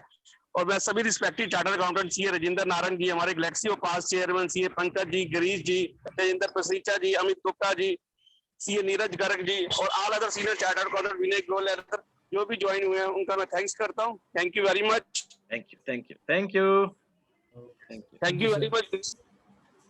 Thank you sir. Thank you, sir.